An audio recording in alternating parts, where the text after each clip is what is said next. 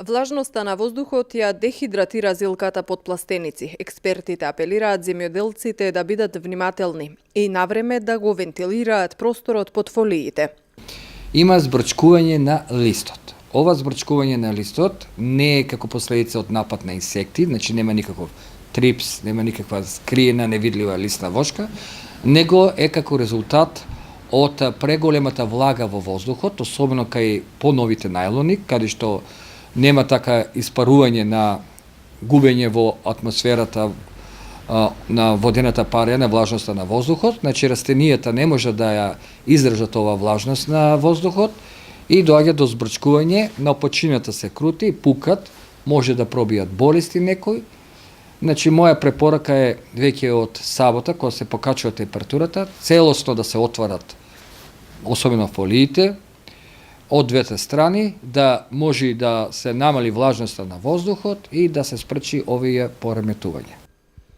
Од друга страна, дождот благопријатно влијае врз житните култури, а на расцветаните дрвја не им се заканува опасност доколку температурата слезе до 3 степени под нулата.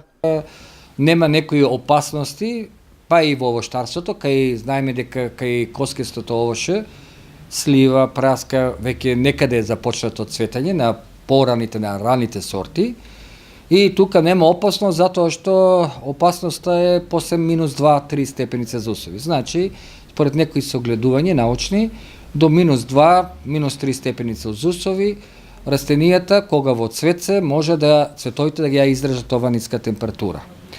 Ова дожди во време кој што иако нема огромни количества на дожд, за среќа да нема поплави, сепак ситниот дожд што врнеше пред 2 дена, и еви сега, се најава и утре, е благопријатен за културите на отворено, пред се мислам за пченицата, каде што оние полјоделци кои што не ставија, не прихранија пченицата со азотни ѓубрива, може да го извршат тоа.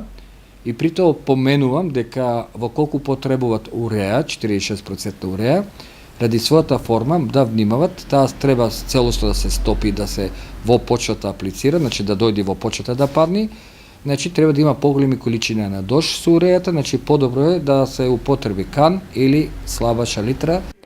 Временската прогноза предвидува зголемување на температурите веќе од сабота, па повторно опаѓање следната среда, пошто повторно живата во термометарот ќе се движи околу 20 степен.